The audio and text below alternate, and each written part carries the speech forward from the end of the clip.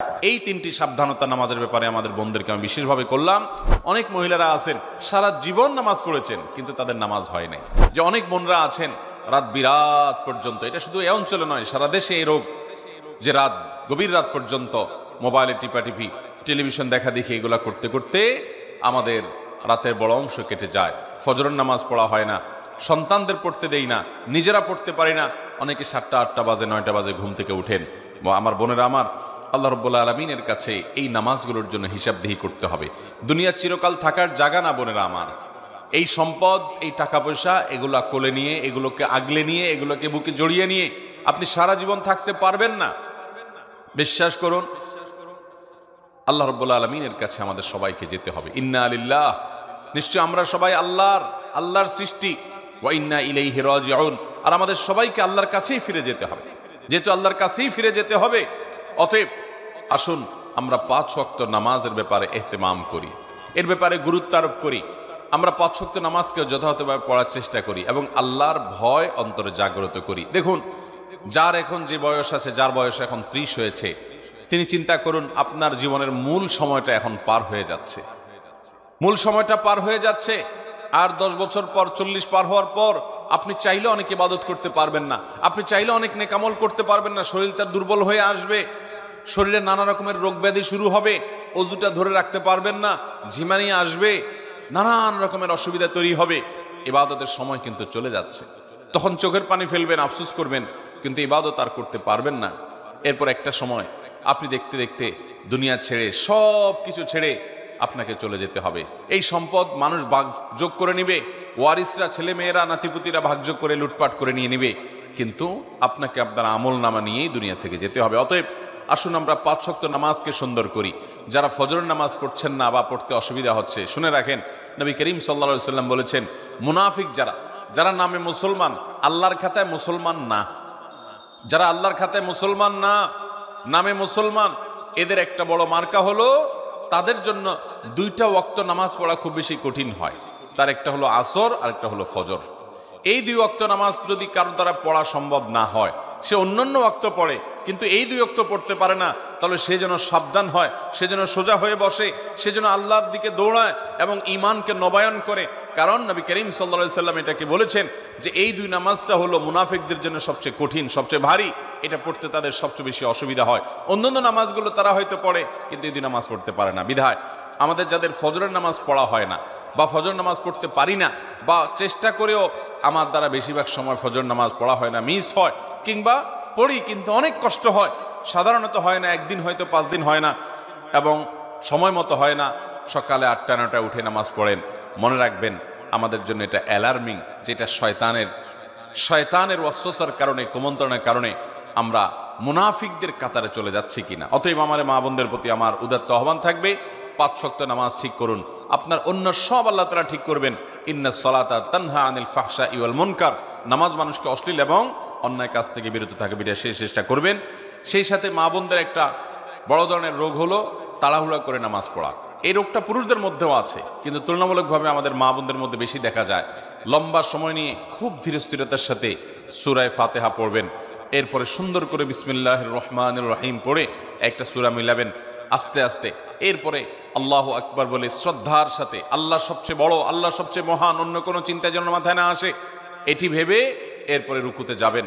রুকুতে গিয়ে পিঠ সোজা করে রুকুতে গিয়ে তারপরে এবার তাসবিহ পড়বেন, সুবহান রাব্বিয়াল আযীম, মুহাব্বতের সাথে আমার মহান রবের পবিত্রতা জ্ঞাপন করছি, সুবহান রাব্বিয়াল আযীম, আমার মহান রবের পবিত্রতা জ্ঞাপন করছি, সুবহান রাব্বিয়াল আযীম, আমার মহান পালনকর্তার পবিত্রতা জ্ঞাপন করছি। এভাবে আস্তে আস্তে তাসবিহ নিবেদন করে এরপর আস্তে আস্তে আবার রুকু থেকে উঠে সোজা হয়ে দাঁড়াবেন টান হয়ে। এরপর আবার আস্তে আস্তে আপনি আল্লাহু আকবার বলে সিজদায় যাবেন। খুব ধীরে ধীরে সিজদায় গিয়ে লম্বা সময় নিয়ে, যত বেশি লম্বা সময় দিতে পারেন তত ভালো, তত বেশি আপনার নামাজ সুন্দর হবে। সুবহান রাব্বিয়াল আলা, আস্তে আস্তে পড়েন, তাড়াহুড়া না। এরপর আবার সুবহান রাব্বিয়াল আলা, আবার একটু সময় নিয়ে সুবহান রাব্বিয়াল আলা, আমার সর্বোচ্চ সর্বমহান আল্লাহ রাব্বুল আলামিন, রব যিনি আমার পালনকর্তা, যার হাতে আমার জীবন মরণ রিজিক সবকিছু, তার জন্য পবিত্রতা জ্ঞাপন করছি। এভাবে তাসবিহ পেশ করে এরপরে আস্তে আস্তে আল্লাহু আকবার বলে বসেন। বসে আবার দোয়া পড়েন, রব্বিগফিরলি ওয়ারহামনি ওয়াহদিনি ওয়াআফিনি ওয়ারফানি ওয়াজবুরনি ওয়ারযুকনি। আপনি দোয়াগুলো আস্তে আস্তে পড়েন, এরপরে আবার সিজদায় যান। এভাবে ধীরস্থিরতার সাথে নামাজ পড়েন। আমাদের মা বোনদের বেশিরভাগই নামাজ পড়েন কিন্তু হুলস্থুল করে। যারা নামাজ পড়েন দেখা যায় খুব তাড়াহুড়া করে নামাজ পড়েন। মনে রাখবেন, তাড়াহুড়া করে যে নামাজ পড়ে নবী করিম সাল্লাল্লাহু আলাইহি সাল্লাম বলেছেন সে হলো সবচেয়ে নিকৃষ্ট চোর। কারণ রুকু সিজদা সে চুরি করে, এমনভাবে দেয় মনে হয় যে সে ফাঁকি দিতে চাচ্ছে, তাড়াহুড়া করে কোনো রকম পার করে চলে যেতে চাচ্ছে। এই জন্য নবী সাল্লাল্লাহু আলাইহি সাল্লাম বলেছেন সবচেয়ে নিকৃষ্ট চোর হলো এই রুকু সিজদা যে চুরি করে সে মহিলা। ঠিক একইভাবে সে পুরুষ বা মহিলা যেই হোক। ঠিক একইভাবে কোন কোন হাদিসে আসছে যে কিছু মানুষ তাড়াহুড়া করে নামাজ পড়ে, নামাজের ভিতরে মনোযোগ নাই, দ্রুততার সাথে নামাজ শেষ করে, অন্য সব কাজ খুব ঠান্ডা মাথায়, টেলিভিশনটা খুব ধীরস্থিরতার সাথে দেখেন, নিজের স্বামীর সাথে কথাটা খুব ঠান্ডা মাথায় করেন, আলাপ সালাপটা খুব ধীরে ধীরে করেন, অন্য সব কাজ খাওয়ার সময় খুব মজা করে রসিয়ে রসিয়ে চিবিয়ে চিবিয়ে ভালো করে খান, কিন্তু নামাজ পড়ার সময় আপনি তাড়াহুড়া করেন, আল্লাহর কাছে কি জবাবদিহি করবেন? এই নামাজ যে নামাজের হক আদায় করা হয় না, এই নামাজটা কোনো কোনো ক্ষেত্রে আল্লাহ পর্যন্ত পৌঁছবে না। এটা ময়লা কাপড় চোপড় যেরকম পেঁচিয়ে নিক্ষেপ করা হয়, এরকম নামাজের মুখের দিকে নিক্ষেপ করা হতে পারে। এই জন্য আমার মোহতারাম বোনেরা, আপনাদেরকে বলছি, মোহতারামা বোনেরা, আপনাদের নামাজগুলোকে, আমাদের নামাজগুলো আমাদেরকে সুন্দর করতে হবে। খুব ধীরে ধীরে নামাজ পড়বেন এবং লম্বা কেরাতে, লম্বা রুকুতে, লম্বা সিজদাতে নামাজ পড়বেন। তাড়াহুড়া করবেন না, আল্লাহর মহব্বতের সাথে নামাজ পড়বেন এবং সময় মতো নামাজ পড়বেন। আমাদের মা বোনদের একটা বড় ত্রুটি হলো যে বেশিরভাগ মা বোনরা গৃহস্থলী কাজকর্মে ব্যস্ত থাকার কারণে জোহরের নামাজটা প্রায় আসরের কাছাকাছি যায় পড়ে। কারণ রান্না বাড়া শেষ করে ছেলে মেয়েদেরকে খাওয়ানোর পর, তাদেরকে গোসল টোসল দেওয়ানোর পর, নিজে গোসল টোসল করে সব গোছায়ে সামলায়ে তারপর তিনি দেখা যায় নিজে নামাজ পড়তে যান। ততক্ষণে দেখা যায় 3টা বেজে যায়, সোয়া 3টা বেজে যায়, অনেক সময় আসরের ওয়াক্ত হয়ে যায়, আসর ওয়াক্তের কাছাকাছি হয়ে যায়। এটা খুবই ভয়াবহ একটা বিষয়। অনেক মহিলা আছে আমাদের দেশে যে সারা জীবন তাদের জোহরের নামাজটা হয় একেবারে শেষ ওয়াক্তে। মনে রাখবেন, নবী করিম সাল্লাল্লাহু আলাইহি সাল্লামকে জিজ্ঞাসা করা হয়েছিল সবচেয়ে উত্তম নামাজ কোনটা, সবচেয়ে উত্তম আমল কোনটা? তিনি বলেছেন আস-সালাতু লি আউয়ালি ওয়াক্তিহা, ওয়াক্ত হওয়ার পর শুরুর দিকে নামাজ আদায় করা, এটা হলো সবচেয়ে উত্তম আমল। অতএব আপনারা এই আমলটার ব্যাপারে খুব বেশি যত্নশীল থাকবেন, খুব বেশি মনোযোগী হবেন এবং আল্লাহর জন্য নামাজকে সুন্দর করবেন। আল্লাহ তাআলা আপনাদেরকে সেই তৌফিক দান করুন। সেই সাথে নামাজের ব্যাপারে আমাদের মা বোনদেরকে একটি বিষয় আমি সাবধান করতে চাই, সেটা হলো যে আপনারা অনেকে নামাজ পড়েন কিন্তু নামাজের একটা ফরজ হলো সতর ঢাকা। এই সতর ঢাকাতে আপনাদের প্রচুর পরিমাণে ত্রুটি থাকে। নামাজের জন্য যে সতর ঢাকতে হবে সেটা হলো পুরুষরা তো নাভি থেকে হাঁটু পর্যন্ত ঢাকতেই হবে, সেই সাথে কাঁধের উপরে কাপড় থাকতে হবে। হাদিস থেকে বোঝা যায় পরিষ্কারভাবে মূল হলো নাভি থেকে হাঁটু, এইটুকু হলো সতর। পাশাপাশি কাঁধের উপর রাখাটা পুরুষদের জন্য আপনার কর্তব্য, কিন্তু মূল সতরের বাইরে। কিন্তু মহিলাদের জন্য সতর হলো একেবারে মাথা থেকে পা পর্যন্ত। নামাজের সময় পুরো শরীর তাদের ঢেকে নামাজ পড়তে হবে, শুধু মুখমণ্ডল চেহারাটা খোলা থাকবে, 2 হাতের কবজি খোলা থাকবে এবং পায়ের পাতার তলার অংশ এটি খোলা থাকবে। এছাড়া পুরো শরীর তাদেরকে ঢেকে রাখতে হবে, এমনকি গলা, পিঠ, বুক এবং কাঁধ এবং হাতের যে গোছা আছে সেটা, কনুই টনুই, এগুলা সব, এমনকি মাথার চুল, এগুলা সবগুলা কিন্তু ঢাকতে হবে। আমাদের অনেক মহিলারা আছেন, অনেক মা বোনরা আছেন, মা চাচিরা আছেন, যারা দেখা যায় এখনো আপনার শাড়ি পরে নামাজ পড়েন, তার উপরে কোনো ওড়না পড়েন না। আপনি শাড়ি পরে নামাজ পড়েন কিন্তু তার উপর আপনাকে একটা বড় ওড়না বা কিছু দিয়ে আপনার পুরো শরীরকে ঢাকার চেষ্টা করতে হবে। শুধু শাড়ি পরে নামাজ পড়লে আপনার হাতের কোনোই দেখা যাবে, আপনার পেট বা পিঠের বা কিংবা কাঁধের কিছু অংশ আপনার দেখা যেতে পারে, চুলগুলা বের হয়ে যেতে পারে। যদি আপনার পুরো নামাজ জুড়ে এরকম শরীরের সমস্ত অঙ্গ প্রত্যঙ্গ খোলা থাকে, আপনার নামাজ হবে না। অনেক মহিলারা আছেন সারা জীবন নামাজ পড়েছেন কিন্তু তাদের নামাজ হয় নাই। অতএব আমাদেরকে মনে রাখতে হবে মাথা থেকে পা পর্যন্ত মহিলারা নামাজের জন্য পুরো শরীরকে ঢেকে নামাজ পড়বেন, এটি তাদের জন্য ফরজ। এটি না হলে তার ফরজ তরক হবে, নামাজই হবে না।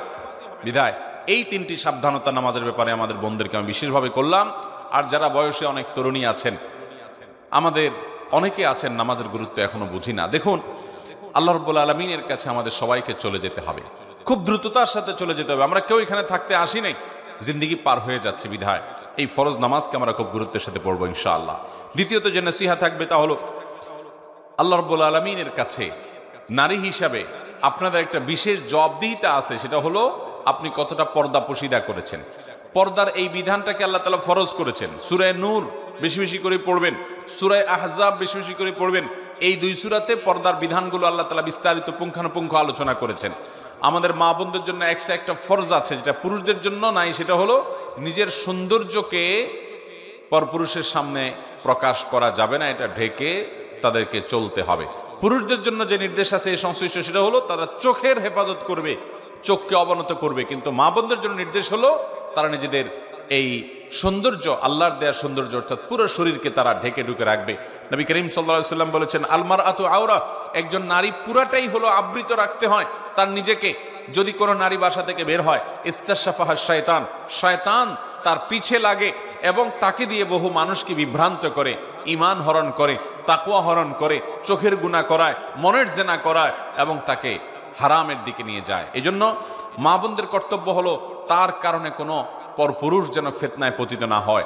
এবং এই জন্য নবী করিম সাল্লাল্লাহু আলাইহি ওয়াসাল্লাম বলেছেন, কোনো নারী যদি সুগন্ধি ব্যবহার করে এবং সুগন্ধি ব্যবহার করে যদি বের হয়, উদ্দেশ্যই হলো যে তার এই সুগন্ধি তিনি যখন রাস্তা চলাফেরা করবেন, আশেপাশে মানুষের নাকে যাবে, পুরুষদের দৃষ্টি আকৃষ্ট হবে, তারা তার দিকে আকৃষ্ট হবে, তাকে নিয়ে কল্পনা জল্পনা করবে। এরকম যদি কোনো নারী সুগন্ধি ব্যবহার করে বের হয়, তাহলে সে জান্নাত তো দূরের কথা, জান্নাতের ঘ্রাণ পর্যন্ত পাবে না। মহতারাম বোনেরা আমার, এই জন্য আপনাদেরকে পর্দার বিধানটা খুব ভালো করে মেনে চলতে হবে।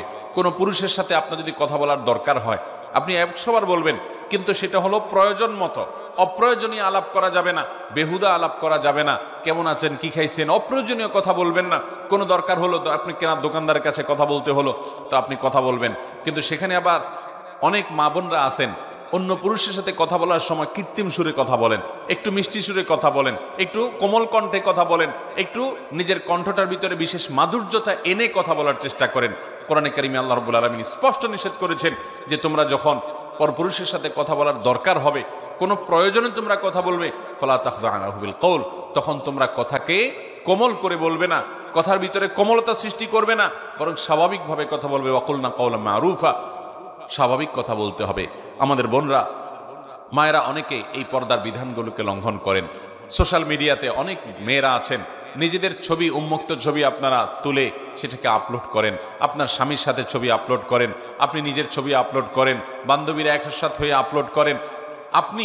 আপনি একজন প্রাপ্তবয়স্কা নারী হওয়ার পর, আপনি বয়স্ক বা প্রাপ্তবয়স্ক হওয়ার কাছাকাছি পৌঁছে গেছে আপনার মেয়ে, সেই মেয়ের ছবি তুলে আপনি ফেসবুকে আপলোড করলেন, তাহলে সেক্ষেত্রে আপনাদের ছবি দেখে যত পুরুষ চোখের জেনায় লিপ্ত হবে, তারা সবাই তো তাদের অপরাধ করবেই। আপনারা যারা নিজেদের ছবি আপলোড করেছেন, আপনি শুধুমাত্র এই ছবি আপলোড করে যত মানুষ চোখের জেনা করছে, তাদের সবার সমপরিমাণ গুনাহের ভাগীদার আপনাকে হতে হবে। ঠিক একইভাবে দেখা যাবে এই ছবি আপনি আপলোড করার পর আপনার এখান থেকে কতজন কপি করে নিয়ে গেছে, কত বাজে বাজে জায়গায় ব্যবহার করেছে, কত পুরুষরা সেটা দেখছে, কতজন এটা দেখে আপনাকে নিয়ে মনে মনে জেনা করছে, এর সবগুলোর পাপের ভাগীদার কিন্তু আপনাকে হতে হবে। একজন নারী, মুসলিম নারী, তার সম্ভ্রম, তার ইজ্জত অনেক দামি। তিনি চিন্তা করবেন আমাকে নিয়ে কেউ বাজে চিন্তা করতে পারে, এমন কোনো জায়গায় আমি নিজেকে উপস্থাপন করব না।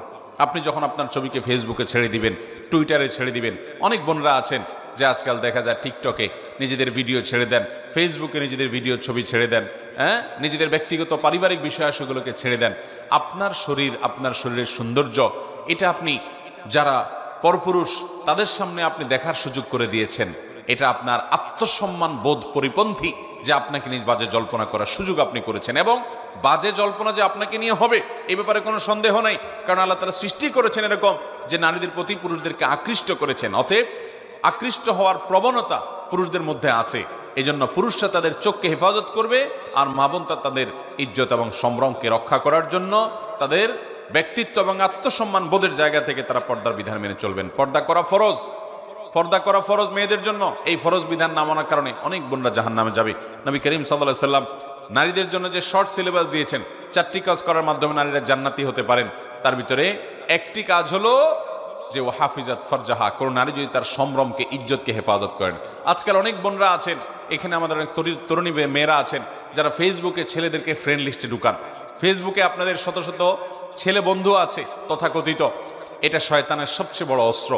আপনি এই ছেলে বন্ধুদের সাথে তাদের ফেসবুকে, তাদের আইডিতে গিয়ে কমেন্ট করেন, তাদের আইডিতে তাদের পোস্টে আপনি লাইক করেন, তারা আপনার এখানে লাইক কমেন্ট করে, এবং দেখা যায় মাঝে মধ্যে একটু রসিকতা সুলভ কথা হয়। প্রথমে হয়তো দরকারি কথা হয়, এরপর আস্তে আস্তে রসিকতা সুলভ কথা হয়, এরপর আস্তে আস্তে মনের অজান্তে আপনি হয়তো জেনার দিকে চলে যাচ্ছেন। সরাসরি জেনায় হয়তো প্রথমে যাবেন না, জল্পনা কল্পনার জেনা শুরু হয়, এরপর আস্তে আস্তে মূল জেনার দিকে মানুষ চলে যায়। মূল জেনার দিকে যদি নাও যায়, শুধু জল্পনা কল্পনা করার কারণে আপনার আল্লাহর কাছে জেনার গুনাহ আপনার আমলনামায় লেখা হবে। অনেক বোনরা আছেন যারা এই কাজগুলো করেন, অনেক ভাইরা আছেন, এটা যেহেতু বোনদের মজলিস এবং মেয়েরা আমাদের কথা শুনছেন, সেজন্য আপনাদেরকে বলছি, আল্লাহরও আস্তে আল্লাহ আপনাকে একটা আত্মমর্যাদা দিয়েছে। আপনি মুসলিম নারী, আপনি সম্ভ্রান্ত, আপনি রাস্তার বেহায়া নারীর মতো নন, আপনি একজন সম্ভ্রান্ত, আপনার ইজ্জত এবং সম্মান আছে।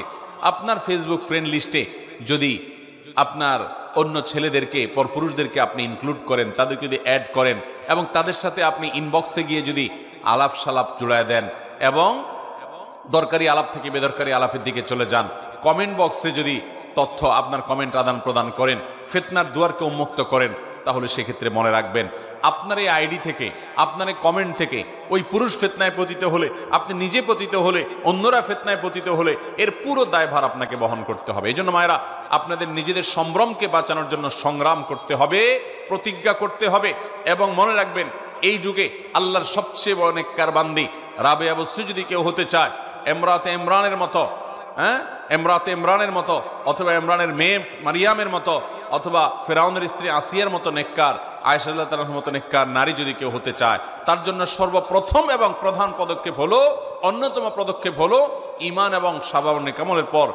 নেকামলের পর তার ইজ্জতকে হেফাজত করতে হবে, পর্দা মানতে হবে। আজ আমাদের পর্দার বিধানটা নাই। দেখা যায় মার বয়স 40, 45, 50 পার হয়ে গেছে, তারপর তিনি বোরকা পরেন, অথচ তার 15 বছর 20 বছরের মেয়েটাকে তিনি বোরকা পরান না। যে মেয়েকে বোরকা পরানো বেশি দরকার, সে যুবতী, তাকে দেখে মানুষের মনে জেনা এবং বাজে চিন্তা আসতে পারে, এই মেয়েকে নিয়ে বাজে কল্পনা করতে পারে। এই জায়গা থেকে তার সৌন্দর্যকে বেশি ঢেকে ঢুকে রাখা দরকার, পর্দার মধ্যে রাখা দরকার। সেটা না করে মা নিজে পর্দা করেন, মেয়েকে বেপর্দার সাথে স্কুলে পাঠান, কলেজে পাঠান, বাজারে পাঠান, বাহিরে যেতে দেন, অন্য ছেলেদের সাথে কথাবার্তা বলতে দেন, আড্ডা মারতে দেন, এবং গুনাহে লিপ্ত হওয়ার ক্ষেত্রে পথ সুগম করে দেন। এই ব্যাপারে আমাদেরকে আল্লাহর কাছে জবাবদিহি করতে হবে। অতএব মা বোনরা, আপনাদের জন্য আমার দ্বিতীয় নসিহা হলো, অবশ্যই পর্দা পশিদা রক্ষা করে চলবেন, নিজের ইজ্জত সম্ভ্রমকে হেফাজত করবেন, কোনো পরপুরুষের সাথে বেহুদা আলাপ সালাপে লিপ্ত হবেন না, এবং নিজেদের ফেসবুক যারা ব্যবহার করেন প্রোফাইলগুলোকে যথাসম্ভব লক করে রাখবেন, যাতে করে আপনার পরিবারের পুরুষ একান্ত আপনার মাহরাম ছাড়া আর বাকি পুরুষরা যেন আপনার সাথে অ্যাড হতে, যুক্ত হতে না পারে। তৃতীয় যে নসিহত থাকবে তা হলো স্বামীর আনুগত্য করা। আজকাল আমাদের মা বোনদের জন্য এটা কঠিন হয়ে গেছে। অনেক মহিলারা আছেন নামাজও পড়তে রাজি আছে, পর্দা করতেও রাজি আছে, কিন্তু স্বামীর কথা মানতে রাজি না। এবং শয়তান আমাদেরকে এই জায়গাতে, আমাদের মা বোনদের সবচাইতে বেশি ধোঁকা দিয়ে থাকে। তথাকথিত নারীবাদীরা আমাদের মা বোনদেরকে উস্কে দেয় যে না, নিজের কথা মতো চলতে হবে, স্বাধীন মতো থাকতে হবে। ভাইরা আমার, বোনেরা আমার, অবশ্যই স্বাধীনতা আপনাকে ইসলাম দিয়েছে, কিন্তু প্রত্যেকটা স্বাধীনতার একটা সীমানা আছে, একটা নির্দিষ্ট ডেফিনেশন আছে। আপনি যদি স্বাধীনতার নাম দিয়ে আপনার স্বামীর নির্দেশকে লঙ্ঘন করেন, তাকে পাত্তা না দেন, তাকে তোয়াক্কা না করেন, তাকে ইজ্জত না করেন, তাহলে সেক্ষেত্রে আল্লাহর কাছে আপনি অপরাধী হিসাবে বিবেচিত হবে। এটা আপনার দুনিয়াকেই শেষ করবে, আখিরাত তো পরেই। মনে রাখবেন, যারা এই সমস্ত কথার সবক দেয় আমাদের মা বোনদেরকে যে নারীরা নিজের মন মতো চলবে, তথাকথিত স্বাধীন হবে, সেই মানুষগুলো দেশের দিকে তাকান, ইউরোপ আমেরিকার দিকে তাকান, একটা দেশও পাবেন না যেই দেশে মেয়েরা মুসলিম পরিবারগুলোর মতো, মুসলিম দেশগুলোর মতো সুখে আছে। তাদের জীবনে দেখা যায় যে পরিবার বলতে, পারিবারিক জীবন বলতে কোনো জিনিস পাওয়াটা সোনার হরিণ হয়ে যাচ্ছে দিন দিন। কারণ সেখানে ভোগটাই মুখ্য হচ্ছে, স্বামী স্ত্রীর মধ্যে কোনো বন্ডিং থাকছে না, কোনো সম্পর্ক থাকছে না। মুসলিম পরিবারে, মুসলিম দেশগুলোতেও নারীর প্রতি কম বেশি অবিচার হয়, কিন্তু এরপরও দেখা যায় মুসলমানদের সমাজে স্বামী স্ত্রীর মধ্যকার যে ভালোবাসা, যে হৃদ্যতা, যে সৌহার্দ্য, যে সম্প্রীতি, যে আন্তরিকতা, এটা অমুসলিমরা কল্পনাও করতে পারে না। আল্লাহর বিধানের মধ্যেই কল্যাণ। আপনার কাছে মনে হতে পারে আপনার স্বামী, তার কোনো কথা আপনার ভালো লাগে না, সে হয়তো আপনার চাইতে কম বুঝে, হয়তো সে অনেক ক্ষেত্রে হয়তো পিছিয়ে আছে, তারপরও সে যদি আল্লাহর আদেশের বাইরে আপনাকে কিছু না বলে, খারাপ কোনো নির্দেশ যদি না করে, তাহলে সেক্ষেত্রে আপনি তার কথা মানবেন। সংসারের বিষয়ে স্বামীর সাথে বেশি তর্ক করতে যাবেন না, এটা তার বিষয়। সে কিভাবে উপার্জন করবে, বিশেষ করে হালাল উপার্জনের ক্ষেত্রে সে কোন পথে যাবে না যাবে, কোন ব্যবসা করবে না করবে, কাকে কি দিবে না দিবে, এসব বিষয়ে খুব বেশি মাথা ঘামাতে যাবেন না। আমাদের অনেক বোনরা আছেন এগুলো নিয়ে অনেক বেশি মাথা ঘামিয়ে সংসারে অশান্তি সৃষ্টি করেন, স্বামীর অবাধ্য হয়ে যান। মনে রাখবেন, মুসলিম নারীর জন্য আল্লাহর তরফ থেকে অনেক বড় একটা পরীক্ষার বিষয় হলো যে আপনার স্বামীকে আপনি কতটা মানতে পারলেন। আমি বহু নারীর কথা জানি যারা তাহাজ্জুদের নামাজও পড়ে, যারা নফল নামাজ রোজাও রাখে, যারা আইয়ামে বীজের রোজা রাখে, যারা সোম বৃহস্পতিবার নফল রোজা রাখে, যারা নিয়মিত কোরআন তেলাওয়াত করে, নিয়মিত তাসবিহ তাহলিল করে, জিকির আজকার করে, সবই ঠিক আছে, কিন্তু স্বামীর সাথে সারাদিন বাদাবাদি, স্বামীর সাথে সারাদিন তর্ক করবে, স্বামীকে মেনে চলবে না। কোন এক সালাফ এর স্ত্রী বলেছিলেন, আমরা আমাদের স্বামীদেরকে আগের যুগের মানুষ রাজাদেরকে যেরকম সম্মান করতো ওই রকম সম্মান করতাম। অতএব আমার মা বোনরা, আপনাদের জন্য এটা আল্লাহ তাআলার তরফ থেকে একটা অ্যাসিড টেস্ট, একটা অগ্নি পরীক্ষা। আপনারা অবশ্যই আপনাদের স্বামীদেরকে মেনে চলবেন। স্বামীদের অবশ্য কর্তব্য স্ত্রীর সাথে সর্বোচ্চ সুন্দর আচরণ করবে, কারণ নবীজি সাল্লাল্লাহু আলাইহি সাল্লাম বলেছেন, তোমাদের মধ্যে স্ত্রীদের কাছে যে যত বেশি ভালো সে আসলেই ভালো এবং আল্লাহর কাছে ভালো। এজন্য স্ত্রীর সাথে সুন্দর আচরণ করে ভালো থাকার চেষ্টা করবে পুরুষরা, কিন্তু নারীরা তাদের স্বামীদের সামনে নিজেকে অনুগত হিসাবে, এবং স্বামীদের একান্ত অনুগত মানুষ হিসাবে উপস্থাপন করবেন। কারণ নবী করিম সাল্লাল্লাহু আলাইহি ওয়াসাল্লাম ওই যে শর্ট সিলেবাসে নারীদের 4 কাজে জান্নাতের কথা বলেছেন, অফার করেছেন, এর ভিতরে একটা হলো আতাআত যাওজাহা, যে নারী তার স্বামীর কথা শুনে, স্বামীর সাথে কুতর্ক করে না, ঝগড়াঝাটি করে না, বেয়াদবি করে না এবং তেড়ামি করে না, বরং যথাসম্ভব স্বামীকে ইজ্জত করে, সম্ভ্রম করে। আপনি আপনার কোন রাজাকে যেরকম সম্মান করেন, তার কথাকে যেরকম শ্রদ্ধা করেন স্বামীর সাথে, সেই আচরণটা থাকতে হবে। এই একটি জায়গাতে ত্রুটির কারণে, এই একটি জায়গায় গাফিলতির কারণে, বিচ্ছুরিতার কারণে শত শত হাজার হাজার পর্দানুসীন, কোরআন তেলাওয়াতকারী, জিকির আজকারকারী, ইবাদত গুজার নারীরা ধরা খেয়ে যাবে এবং আল্লাহর পাকড়ার মধ্যে যাবে। আমি আজকের এই নারী সম্মেলনে আমাদের মা বোনদেরকে উদাত্ত আহ্বান করব, আসুন এই চ্যালেঞ্জটা গ্রহণ করি যে আমরা আমাদের স্বামীদেরকে সর্বোচ্চ শ্রদ্ধা করব এবং মেনে চলবো। এটি আজ আমাদের মা বোনদের থেকে প্রায় হারিয়ে গেছে। আল্লাহ তাআলা আমাদেরকে আমলের তৌফিক দান করুন। 4 নম্বর যে নসিহত করব তা হলো, আমাদের সন্তানরা আমাদের উপরে আমানত, আমাদের কাছে আমানত। নবী করিম সাল্লাল্লাহু আলাইহি সাল্লাম বলেছেন, কুল্লু মাউলুদিন ইউলাদু আলাল ফিতরাহ, প্রতিটা পরিবারের ছোট ছোট শিশু যারা দুনিয়াতে আসে, এরা সবাই মুসলমান হয়ে জন্মগ্রহণ করে, মায়ের গর্ভ থেকে তারা ভালো মানুষ হয়ে আসে। ইল্লা আন্না আবওয়াহু ইউহাউদানিহি আও ইউনাসরানিহি আও ইউমাজ্জিসানিহি, তবে এই বাচ্চাগুলোর মা, তার বাবা, তারা এই বাচ্চাগুলোকে খ্রিস্টান বানায়, ইয়াহুদি বানায়, বেঈমান করে দেয় এবং ঈমান হারা করে ফেলে। বিধা আমাদের সন্তানরা আল্লাহর কাছে তাদের ব্যাপারে আমরা জিজ্ঞাসিত হব। আল্লাহ রাসূল সাল্লাল্লাহু আলাইহি ওয়াসাল্লাম বলেছেন, আল্লাহ কুল্লুকুম রাইন ওয়া কুল্লুকুম মাসউলুন আন রাইয়াতিহি, তোমাদের প্রত্যেকেই দায়িত্বশীল, তোমাদের সবাইকে অধীনস্থদের সম্পর্কে জিজ্ঞাসাবাদ করা হবে। একজন নারী, তিনি স্বামীর ঘরের ব্যাপারে দায়িত্বশীল, কিভাবে এটা দেখভাল করলেন, স্বামীর টাকা পয়সার আমানতদারিতা রক্ষা করলেন কিনা, স্বামীর অগোচরে নিজের ইজ্জত সম্ভ্রমকে হেফাজত করলেন কিনা, সন্তানদেরকে সঠিকভাবে লালন পালন করলেন কিনা, এই জন্য তাকে অবশ্যই আল্লাহর কাছে জবাবদিহি করতে হবে। এই জন্য আমাদের মা বোনদেরকে আমি বলবো, বিশেষভাবে আপনাদের সন্তানদের প্রতি আপনারা যত্ন নিন। ছেলে হোক মেয়ে হোক, অবশ্যই তাদেরকে 7 বছর বয়স হওয়ার সাথে সাথে নিজে নামাজ পড়ুন, সুন্দর করে তাদের সামনে তাদেরকে নামাজ দেখান এবং নামাজ শেখান, নামাজ পড়তে উদ্বুদ্ধ করুন, কোরআনটা শুদ্ধ করে পড়তে শেখান, তাদের সামনে কোরআন তেলাওয়াত করুন, মোবাইলের নেশা ছেড়ে দেন, কোরআন হাতে নেন, আপনি নিজে কোরআন পড়েন, তাদেরকে কোরআন পড়তে উদ্বুদ্ধ করেন, কোরআন পড়তে উৎসাহিত করেন।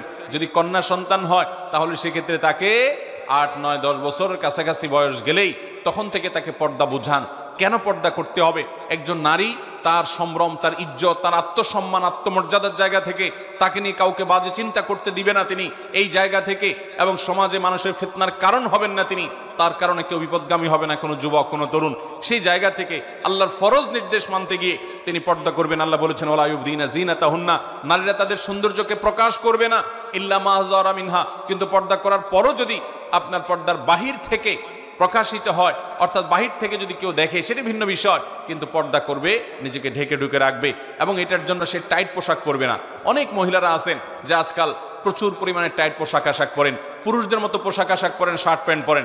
মনে রাখবেন, নবী করিম সাল্লাল্লাহু আলাইহি ওয়াসাল্লাম বলেছেন, লানাল্লাহু আল মুতাশাব্বিহাতু মিনান নিসাই বির রিজাল, ওই মহিলাদের প্রতি আল্লাহ লানত এবং গজব নাজিল হয় যারা পোশাক আশাকে, বেশভূষায় পুরুষের সাদৃশ্য গ্রহণ করে, তারা শার্ট প্যান্ট পরে, টি শার্ট পরে, তারা দেখা যায় পুরুষদের মতো চুল রাখে, তারা পুরুষদের মতো চলাফেরা সবকিছু করে, গেঞ্জি ইত্যাদি পরে বাহিরে ঘুরে বেড়ায়, এগুলো একজন নারীর জন্য হারাম। একইভাবে পুরুষের জন্য হারাম করা হয়েছে, তারা মহিলাদের বেশভূষা ধারণ করবে না। আমার বোনেরা, আল্লাহ তাআলা আপনাদেরকে যে নারী হিসাবে সৃষ্টি করেছেন, এই নারীত্বের মধ্যে আপনাদের সম্মান নিহিত আছে। অনেক মহিলারা পুরুষ হতে চান, পুরুষের মতো হতে চান। আপনি মহিলা হওয়ার পরও পুরুষের মতো পোশাক আশাকে যদি তাদের মতো হতে চান, এটা আপনার নিজের জন্য অপমানের। কেন অপমানের? কারণ আল্লাহ আপনাকে যে নারী হিসাবে সৃষ্টি করেছেন, তার মানে আপনি এটাতে আপনি অপমান বোধ করছেন। আপনি মনে করছেন নারী তুচ্ছ, নারী ছোট, এই জন্য আপনি পুরুষ হওয়ার চেষ্টা করছেন। পুরুষ হওয়ার চেষ্টা করাটা বরং আপনার জন্য অপমানের। আপনার নারীত্বের মধ্যেই আপনার জন্য সম্মান নিহিত আছে, যেটা আমরা এতক্ষণ বলছিলাম। অতএব এই পুরুষদের মতো পোশাক আশাক পরা যাবে না। অনেক মায়েরা আছেন, নিজেরা ঠিকই দেখা যায় যে নারী সুলভ পোশাক আশাক তারা পরছেন, নিজের ইয়াং মেয়েকে দেখা যাচ্ছে প্যান্ট কিনে দিচ্ছেন, টি শার্ট কিনে দিচ্ছেন, গেঞ্জি কিনে দিচ্ছেন। আজকাল দেখা যায় ছোট ছোট মেয়েদেরকে 7 বছর 8 বছর বয়স থেকে তাদেরকে বেহায়াপনা এবং অশ্লীলতার পোশাক আশাক তাদেরকে কিনে দেওয়া হচ্ছে। বাজারেও সেরকম পোশাক আশাক পাওয়া যাচ্ছে, শর্টকাট পোশাক আশাক, ছোটখাটো সংক্ষিপ্ত পোশাক আশাক, অতিরিক্ত পাতলা পোশাক আশাক, অতিরিক্ত টাইট পোশাক আশাক। নবী করিম সাল্লাল্লাহু আলাইহি সাল্লাম বলেছেন, রুব্বা কাসিয়াতিন ফিদ দুনিয়া আরিয়াতুন ফিল আখিরাহ। বহু নারী দুনিয়াতে, রুব্বা কাসিয়াতুন আরিয়াত, বহু নারী আছে পোশাক পরে থাকে, কিন্তু পোশাক পরেও বিবস্ত্র পোশাকহীন এবং নিউলঙ্গ মানুষের যে অপরাধ, যে পাপ, সে অপরাধে অপরাধী হয় পোশাক পরার পরও। কারণ তাদের সে পোশাকটা এত পাতলা যে শরীরের ভেতরের অংশ দেখা যায়, এত টাইট যে তাদের শরীর বিভিন্ন অঙ্গ প্রত্যঙ্গ ফুটে ওঠে। এই জন্য ঢিলা ঢালা পোশাক পরতে হবে। এবং আপনারা নিজেরা শখ করে যে সমস্ত পোশাক আশাক পরবেন, সেগুলো আপনার স্বামী, আপনার বাবা, ভাই, বাসা বাড়িতে মাহরাম পুরুষরা যা থাকবে তাদের সামনে আপনি পরবেন। কিন্তু বাইরে যখন যাবেন, নিজের সৌন্দর্যকে আপনি যেখানে সেখানে বিকিয়ে দিবেন না। একজন মুসলিম নারী, তার অবস্থানটা সবচেয়ে যৌক্তিক এই জায়গায়, কারণ তিনি বাহিরে যখন যান, তার সৌন্দর্যকে রাস্তার পুরুষদের মধ্যে বিলান না, এটা তার পরিবারের পুরুষদের মধ্যে সীমাবদ্ধ রাখেন, এটা তার আত্মসম্মানের জায়গা। অতএব পোশাক আশাক কেনার ক্ষেত্রে এটি আমরা খেয়াল করবো। বাচ্চাদেরকে তরবিয়ত এবং লালন পালনের ক্ষেত্রে মেয়েরা যেন বাচ্চা মেয়েদেরকে যেরকম বেহায়াপনা পোশাক, অশ্লীল কোনো পোশাক, খোলামেলা পোশাক যেন আমরা না কিনে দেই। তাদেরকে আমরা হিজাব করতে শিখাই, পর্দা করতে শিখাই, সভ্যতা শিখাই, ভদ্রতা শিখাই, আল্লাহর বিধান মতো চলতে শিখাই। আল্লাহ আমাদেরকে তৌফিক দান করুন। বিশেষ করে আমরা যখন দুনিয়া থেকে চলে যাব, আমাদের সন্তানরা আমাদের সবচেয়ে বড় তারা আমাদের আল্লাহর তরফ থেকে নেয়ামত। কারণ আপনি দুনিয়া থেকে চলে যাবেন, আপনার মেয়েকে যদি আপনি কোরআন শিখায় যান, ছেলেকে যদি কোরআন শিখায় যান, তাদেরকে যদি নামাজ শিখায় যান, তাদেরকে যদি দিনদারি শিখায় যান, আল্লাহ এবং তার রাসূলের আদেশ নিষেধ শিখায় যান, এরা আবার তাদের পরবর্তী ছেলে মেয়েকে যদি শিখায়, তাহলে আপনি কিন্তু কবরে যেয়ে এই সওয়াব পেতে থাকবেন। আপনি সওয়াবের গাছ লাগাই দিলেন, ছেলে মেয়েকে যদি মানুষ করে যেতে পারেন। আল্লাহ আমাদের মা বোনদেরকে তৌফিক দান করুন। 5 নম্বর যে নসিহত করবো তা হলো অনর্থক এবং বেহুদা জিনিস থেকে বেঁচে থাকা। আজকাল পুরুষ বলেন, মহিলা বলেন, আমাদের বেশিরভাগ সময় নষ্ট হয় ফেসবুকে, ইউটিউবে, টিকটকে এবং মোবাইলে, হোয়াটসঅ্যাপ ইত্যাদিতে। স্মার্টফোন টিপতে টিপতে আজকে আমাদের দিন যায়, রাত যায়, নামাজ বরবাদ হয়ে যায়, আল্লাহর বিধান থেকে আমরা সরে গেছি। আল্লাহ আমাদেরকে হয়তো দুনিয়ার নেয়ামত দিয়েছেন, এর মধ্যে আমরা হাবুডুবু খেয়ে কিয়ামতের আগে মানুষ এভাবে আস্তে আস্তে ইমান হারা হবে, আমল হারা হবে, সেটি আমাদের মধ্যে শুরু হয়েছে। মা বোনদের মধ্যে অনেক আরেকটা রোগ আছে, যে বিশেষ করে এক মহিলা অন্য মহিলার সাথে হলে তৃতীয় কোনো মহিলাকে নিয়ে আমরা আলাপ সালাপ শুরু করি। অনেক সময় নিজেদের ঘরোয়া পরিবারের মধ্যে ঘরোয়া সম্পর্কগুলোর মধ্যে আমরা গীবত শেখায় শুরু করে দিই। অনেক মহিলা আছে স্বামীর কাছে শাশুড়ি এবং ননদের বদনামি করেন, আবার অনেক শাশুড়ি আছেন ছেলের কাছে বৌমার বিরুদ্ধে বদনামি করেন। অনেক মহিলা আছে নিজের জারের বদনামি করেন, অনেক মহিলা আছেন পাশের বাড়ির মহিলাকে নিয়ে বদনামি করেন, কানাঘুষা করেন, তার ব্যক্তিগত বিষয় আসক কান পেতে শোনার চেষ্টা করেন, চোখ দিয়ে দেখার চেষ্টা করেন। এই রোগগুলো প্রচুর পরিমাণে আছে। এগুলো সবগুলো কাবিরা গুনাহ, এগুলো সবগুলো হারাম। একজন ইমানদার কারোর পিছে লাগবে না। কে কি বললো না বললো তারটা সে হিসাব করবে, আমি আমার নিজের হিসাব নিয়ে ব্যস্ত থাকবো, কারোর পেছনে সমালোচনা করব না। দেখা যায় যে 2-4 জন মহিলা একসাথে হলেই শুরু হয়ে যায় গীবত, শিকায়েত, কে কি করলো না করলো, বেহুদা কাজ। নবী করিম সাল্লাল্লাহু আলাইহি ওয়াসাল্লাম বলেছেন, মিন হুসনি ইসলামিল মারই তারকু মা লা ইয়ানি। একজন মুসলমানের ইসলাম সৌন্দর্য হবে, সে ভালো মুসলমান হতে পারবে যখন সে অনর্থক কাজ পরিহার করবে, বাজে কাজ পরিহার করবে, যে কাজ অর্থহীন, যেটা দুনিয়া আখিরাতে কোনো কাজে আসবে না, সে কাজ থেকে পরিহার করবে। অতএব আমার 5 নম্বর নসিহত হলো বোনরা আপনাদের জন্য, যে আল্লাহর ওয়াস্তে আসুন, অনর্থক কাজ আমরা বন্ধ করি। মোবাইল টিপাটিপি এটাকে নিয়ন্ত্রণ করেন আল্লাহর ওয়াস্তে। ছেলে মেয়েদেরকে সময় দেন, নামাজ তেলাওয়াতের সময় দেন, কোরআন হাদিস পড়েন। এই মোবাইল টিপতে টিপতে আপনি কি পেয়েছেন? জীবনে কিচ্ছু পাবেন না, সব হারাবেন। অনেকে এই টিপাটিপির করতে করতে স্বামী হারায়, সন্তান হারায়, মানুষের ভালোবাসা হারায়, আল্লাহর আল্লাহর প্রিয় পাত্র হওয়ার জায়গাটা হারিয়ে ফেলে এবং দেখা যায় জাহান্নামের দিকে চলে যায়। বিধায় আমরা অনর্থক কাজ করব না, মোবাইল প্রয়োজনে ব্যবহার করব, অপ্রয়োজনে ব্যবহার করব না, অহেতুক ঘন্টাকে ঘন্টা ফেসবুক ইউটিউবে ডুবে থাকবো না। আল্লাহর কাছে সময়ের জন্য জবাবদিহি করা লাগবে। সেই সাথে বউ যারা আছেন তারা শাশুড়ির, আর যারা শাশুড়ি আছেন তারা বউয়ের ব্যাপারে দায়িত্বশীল থাকবেন। কেউ কারোর প্রতি জুলুম করবেন না। আজকে যিনি পুত্রবধূ আছেন, আগামীকালকে আপনি শাশুড়ি হবেন। অতএব আপনি যেন আপনার শাশুড়ির প্রতি অবিচার না করেন, তার প্রতি জুলুম না করেন, তার প্রতি যেন ইহসান করেন, তার দিকটা খেয়াল করেন, তাকে সেবা করেন। শাশুড়ি অনেক উল্টাপাল্টা করতে পারে, শ্বশুর অনেক উল্টাপাল্টা করতে পারে না বুঝে। তারা বয়স্ক মানুষ, আগের যুগের মানুষ, আগের জেনারেশনের মানুষ, তাদের সেন্স আপনার সেন্স একরকম না। এটা বুঝে তাদেরকে ক্ষমা সুন্দর দৃষ্টিতে দেখেন। আপনি যখন শ্বশুর শাশুড়ি হবেন তখন আপনার ছেলে মেয়েরা অনেক স্মার্ট হবে, তারা অনেক আপ টু ডেট হবে, আপডেটেড হবে। তাদের কাছে আপনার অনেক অবস্থানটা অযৌক্তিক মনে হবে। তো এই কারণে শাশুড়িদের শ্বশুরদের অনেক উল্টাপাল্টা আছে, এই সবগুলোকে নিয়ে বিচার এবং সালিশ দরবার করতে যাবেন না, স্বামীর কান গরম করতে যাবেন না, দেখেও না দেখার ভান করবেন, সবর করবেন। মনে রাখবেন সবরকারীকে আল্লাহ তাআলা বিনা হিসাবে আল্লাহ তাআলা জান্নাত দিবেন এবং পুরস্কার দিবেন। ইন্নামা ইউওয়াফাস সাবিরুনা আজরাহুম বিগাইরি হিসাব। আল্লাহ বলেছেন ধৈর্যশীলদেরকে আল্লাহ তাআলা হিসাব ছাড়া প্রতিদান দিবেন। অতএব শ্বশুর শাশুড়ির এই সমস্ত বিষয়গুলোকে সবর করবেন এবং মনে রাখবেন শাশুড়ি তিনি তো আপনার আপন মা না। আপনার আপন মার মতো ওইরকম বড় মন বড় কলিজা হয়তো হবে না, অনেক ভুলভাল হবে।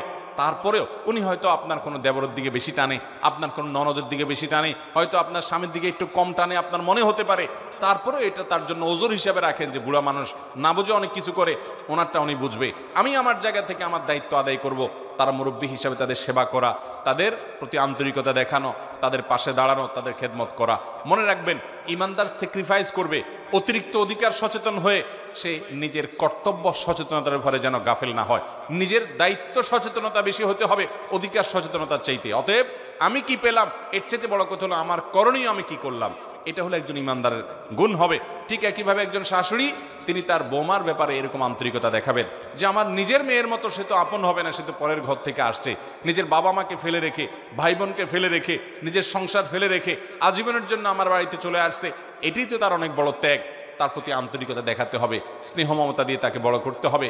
তার কিছু হলেই ছেলের কান গরম করা যাবে না, এটা নিয়ে দরবার বসানো যাবে না, বিচার বসানো যাবে না। যথাসম্ভব ছাড় দিতে হবে, ধৈর্য ধারণ করতে হবে।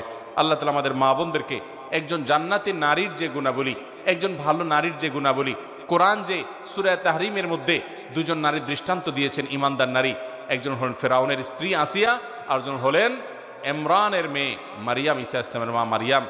এই দুইজন নারীর মতো উত্তম গুণাবলী অর্জন করা এবং নবী করিম সাল্লাল্লাহু আলাইহি সাল্লামের পত্নীগণ, বিশেষ করে আম্মা জান আয়েশা রাদিয়াল্লাহু তাআলা আনহার মতো, ফাতেমা রাদিয়াল্লাহু তাআলা আনহার মতো, আরও অন্যান্য মুসলিম দৃষ্টান্ত হওয়া নারীদের মতো আমাদের মা বোনদেরকে হওয়ার তৌফিক দান করেন। এবং সেই সাথে লূত আলাইহিস সালামের স্ত্রী এবং আল্লাহ নবী নূহ আলাইহিস সালামের স্ত্রীর মতো আল্লাহর অবাধ্য, ফাসেকা এবং চরিত্রহীনা কিংবা তলে তলে জেনার গুনাহে লিপ্ত, পরকীয়াতে লিপ্ত, অন্য পুরুষদের সাথে আসক্ত, তাদের প্রতি আসক্ত এবং গুনাহে লিপ্ত এবং আল্লাহর অবাধ্য হওয়া, বেপরদিগি থেকে আল্লাহ তাআলা আমাদের মা বোনদেরকে হেফাজত করুন। এবং এই মসজিদ থেকে আমরা ভালো কিছু শিখে গিয়ে আমাদের জীবনকে যেন পরিবর্তন করতে পারি, সেই তৌফিক আমাদের সবাইকে আল্লাহ তাআলা দান করুন। ওয়া আখিরু দাওয়ানা আলহামদুলিল্লাহি রাব্বিল আলামিন।